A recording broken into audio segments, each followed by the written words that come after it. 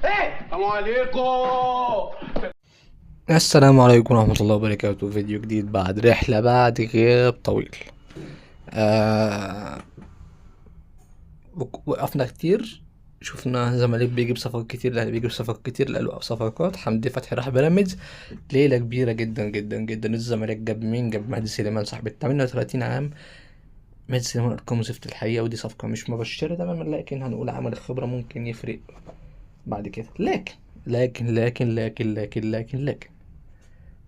كل حاجة واردة في أرض الملعب. مدرب حراس عن مدرب حراس يفرق، خبرة عن خبرة تفرق. والزمالك جاب عمرو ناصر لغاية دلوقتي لاعب كويس. الفينش بس ينقصه، وينقص بس ان هو الفينش بتاعه يبقى كويس. الزمالك كمان جاب شيكو بانزا كويس. عالمي من انجولا كده، بس حاجة فروت كده زي فلافيو، ان شاء الله يبقى موجود. ينقصه بس ان يبقى متحكم في الكورة. الزمالك جاب 3 صفقات اوحش من بعض. لكن الزمالك من ربع ساعة بالظبط أعلن عن صفقة أحمد شريف لاعب نادي فاركو. ولكن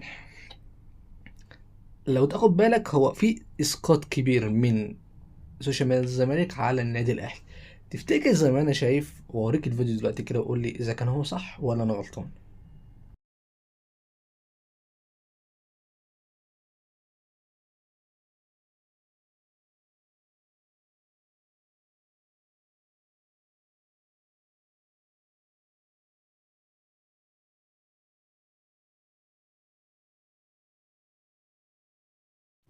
فبعد الصورة اللي شفناها الوقت دي، هو كانت من تقديمة أحمد شريف لاعب نادي الزمالك الجديد.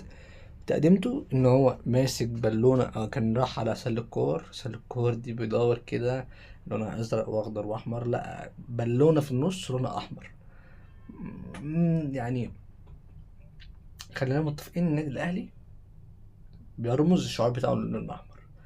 فلما بالونة باللون الاحمر، يبقى اكيد مش قصده مودرن سبورت، ولا اكيد قصده فاركو الفرق اللي لسه ماشي منها، ولا اكيد قصده يكون بيتكلم على طلائع الجيش، ولا اكيد قصده ان هو بيتكلم على ليفربول. راجل قصده على فرقه معينه في الدوري المصري، حاول تتاكد معاه ما عرفتش، وهو النادي الاهلي.